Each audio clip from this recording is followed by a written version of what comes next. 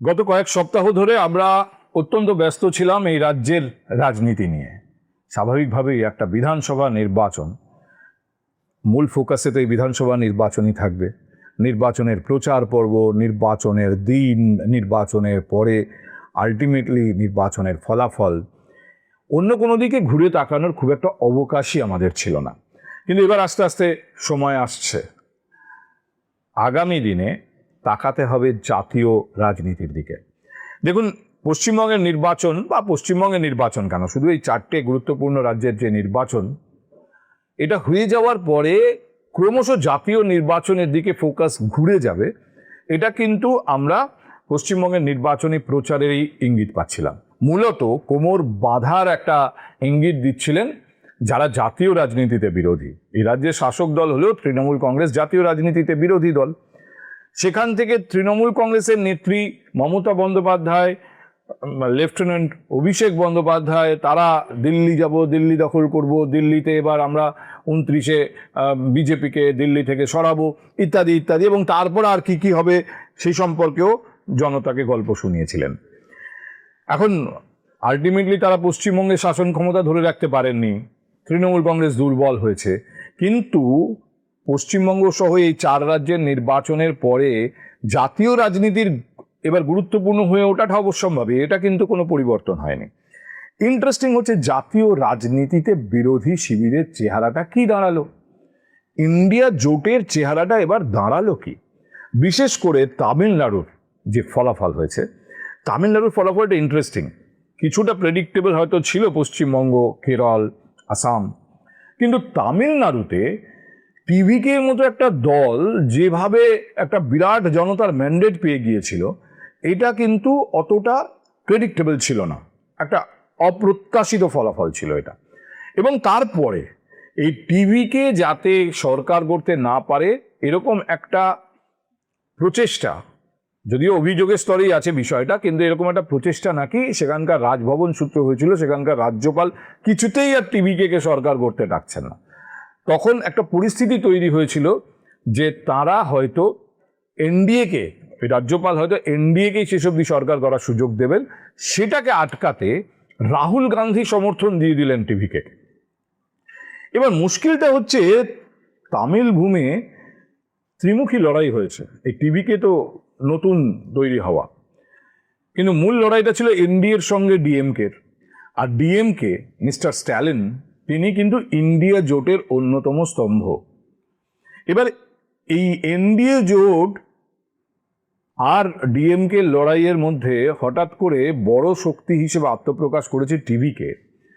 টিভিকে সরকার করার জন্য কংগ্রেস সমর্থন দেওয়া মানে কিরকম হবে মুখের অবস্থা মিস্টার স্ট্যালিনের, ডিএমকে এটা কিভাবে নেবে। দেখুন, ইন্ডিয়া জোটের সবথেকে বড় ইস্যু এই রাজ্য স্তরের যে বিভিন্ন পলিটিক্যাল পার্টির স্বার্থ, এটা কিন্তু বারবার আমরা দেখেছি। 3 বছর হয়ে গেল ইন্ডিয়া জোট তৈরি হয়েছে, কিন্তু এখনো পর্যন্ত একটা নির্দিষ্ট সর্বসম্মত issue against NDA, against BJP, India জোট কিন্তু আনতে পারছে না। নেতৃত্ব নিয়ে বিরাট লড়াই রয়েছে, একবার আপ সরে যায়, একবার টিএমসি সরে যায়। মানে আজকে টিএমসি দুর্বল হয়েছে, রাহুল গান্ধী মমতা বন্দ্যোপাধ্যায়কে ফোন করেছেন, অখিলেশ যাদব মমতা বন্দ্যোপাধ্যায়ের সঙ্গে দেখা করতে চলে এসছেন। কিন্তু মমতা বন্দ্যোপাধ্যায় যদি জিতে আসতেন তাহলে রাহুল গান্ধী কতটা মমতা বন্দ্যোপাধ্যায়ের সঙ্গে সম্পর্ক তৈরি করতে উৎসাহিত হতেন। এখন দুর্বল মমতা বন্দ্যোপাধ্যায়, রাহুল গান্ধী নিশ্চিন্ত, আমার থেকে তো অন্তত নেতৃত্বের ব্যাটন উনি চাইবেন না এই পরিস্থিতিতে। কিন্তু মমতা বন্দ্যোপাধ্যায় রাহুল গান্ধীর নেতৃত্বে ইন্ডিয়া জোটে গিয়ে কাজ করবেন কতটা, কিভাবে, এই প্রশ্ন তো থেকেই যায় আমরা যতটুকু মমতা বন্দ্যোপাধ্যায়কে চিনি। এই নেতৃত্বের লড়াই, নানা ভাষা, নানা মত, নানা পরিধানকে এক জায়গায় করা ইন্ডিয়া জোটের কাছে একটা বড় দুরূহ ব্যাপার ছিল। 3 বছরে আমরা দেখেছি তারা সাকসেসফুলি এটা করতে পারেননি।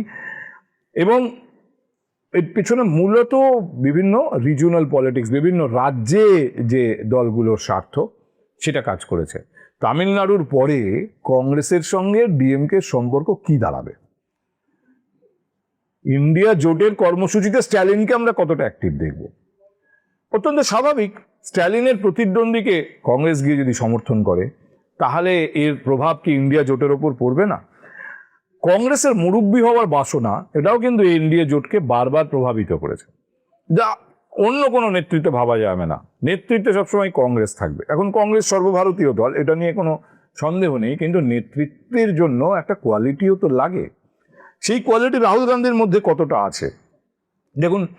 একটা জিনিস আমরা দেখেছিলাম, এপ্রিলে অদ্ভুত একটা জোট তৈরি করতে পেরেছিল এনডিএ, এই ইন্ডিয়া জোট, সমস্ত রকম অভ্যন্তরীণ বিরোধিতাকে ভুলে গিয়ে তারা এপ্রিলে সংসদে কনস্টিটিউশনাল বিলের বিরুদ্ধে একজোট হয়ে লড়েছিল এবং সংসদে সেই বিল মোদী সরকার পাশ করাতে পারেনি। এটা একটা বড় সাফল্য ইন্ডিয়া জোটের। কিন্তু সেই সাফল্যের পরে এবার এই যে 4 রাজ্যের নির্বাচন, এই নির্বাচনের ফলাফল আমি বলবো ইন্ডিয়া জোটের এই সাফল্যের ওপরে একটা চাদর তৈরি ফেলে দিয়েছে, একটা কালো চাদরের পরত। এরপরে ইন্ডিয়া জোট আবার কতটা একজোট হতে পারবে, এই কনস্টিটিউশনাল বিল কিন্তু একেবারে হারিয়ে গেল, কালের গর্ভে তলিয়ে গেল, ব্যাপারটা এরকম নয়। আজ বাদে কাল আবার এই বিল পার্লামেন্টে আসবে। কিন্তু তখন এই স্ট্যালিন যদি ঠোঁট ফোলান যে টিভিকে কি করে কংগ্রেস সমর্থন করলো, তার প্রভাবে ইন্ডিয়া জোটের যে ছবি আমরা এপ্রিলে দেখেছি সেই ছবি আগামী থেকে আমরা দেখতে পাবো। আর সব থেকে বড় কথা, এই যেমন কনস্টিটিউশনাল বিল অত্যন্ত গুরুত্বপূর্ণ, বা এর বিরোধিতা যেটা আমরা ইন্ডিয়া জোটকে একসঙ্গে করতে দেখেছি সেটা খুব রাজনৈতিকভাবে তাৎপর্যপূর্ণ। এরপরে আরও এরকম বিল আছে। বিজেপির অন্যতম agenda one nation one election, যেটার বিরোধিতা করেছে এই সমস্ত রাজনৈতিক দল যারা বিজেপি বিরোধী রাজনৈতিক দল। কিন্তু বিরোধিতা তো বিরোধিতার মতো করে করতে হবে, তার জন্য যে এক হওয়ার প্রয়োজন, যেটা তারা কনস্টিটিউশনাল বিলের সময় হতে পেরেছিলেন, বর্তমান প্রেক্ষিতে তারা কি হতে পারবেন? ইন্ডিয়া জোটে নেতা নেই এরকম নয়, ইন্ডিয়া জোটে যথেষ্ট গুরুত্বপূর্ণ নেতারা আছেন। অরবিন্দ কেজরিওয়াল আপ নেতা, তিনিও নানা রকম অভ্যন্তরীণ ইস্যুতে এই মুহূর্তে জর্জরিত। মমতা বন্দ্যোপাধ্যায় ক্ষমতা থেকে সরে গেছেন, রাজনৈতিকভাবে দুর্বল হয়েছেন। স্ট্যালিন তিনিও ক্ষমতা থেকে সরেছেন। এছাড়াও আরও নেতা আছেন, সুলে রয়েছেন মহারাষ্ট্রের, তিনি এনসিপির যথেষ্ট গুরুত্বপূর্ণ নেত্রী। কিন্তু কথা হচ্ছে যে অখিলেশ, তেজস্বী, এদের কথা না আমি বাদই দিলাম, অখিলেশও কিন্তু গুরুত্বপূর্ণ। কংগ্রেস তাদের কতটা গুরুত্ব দেবে? কংগ্রেস শুধুমাত্র ইস্যু ভিত্তিক গুরুত্ব দিতে চাইবে নাকি সার্বিকভাবে গুরুত্ব দিতে চাইবে? এই সব মিলিয়ে যে পরিস্থিতিতে এই মুহূর্তে জাতীয় রাজনীতি দাঁড়িয়ে আছে, আর একটা ছোট্ট সম্ভাবনার কথা বলি যেটা এই প্রেক্ষিতে গুরুত্বপূর্ণ। সংসদে এই ডিলিমিটেশন বিল ঠেকিয়ে দিয়েছেন ইন্ডিয়া জোট একসঙ্গে এপ্রিলে, কিন্তু এই মুহূর্তে পশ্চিমবঙ্গে যে ম্যান্ডেট নিয়ে বিজেপি সরকার গড়েছে, পশ্চিমবঙ্গে যদি ডিলিমিটেশন হয়, আমি যদি বলছি কিন্তু এই ইঙ্গিত ইতিমধ্যেই শুভেন্দু অধিকারী পশ্চিমবঙ্গের মুখ্যমন্ত্রী দিয়ে রেখেছেন। তিনি ডিলিমিটেশনের কথা জানিয়ে দিয়েছেন। তিনি এমনকি এই পর্যন্ত বলেছেন যে এর পরে, ডিলিমিটেশনের পরে বিধানসভায় আসন সংখ্যা বাড়বে, সেক্ষেত্রে নতুন করে কোনো বিধানসভা ভবন তৈরি করার প্রয়োজন দেখা দিতে পারে। মানে বুঝতে পারছেন, আসামে এই ডিলিমিটেশনটা করেছে বিজেপি সরকার। এই আসাম মডেল যদি পশ্চিমবঙ্গে ব্যবহৃত হয়, পশ্চিমবঙ্গের সরকার যদি আসাম মডেলে পশ্চিমবঙ্গে ডিলিমিটেশন করেন, যে বিতর্কগুলো আসাম মডেল নিয়ে তৈরি হয়েছিল সেই বিতর্কগুলো পশ্চিমবঙ্গে তৈরি হওয়ার সম্ভাবনা থেকে যাচ্ছে যদি একই মডেল এখানেও ইমপ্লিমেন্টেড হয়।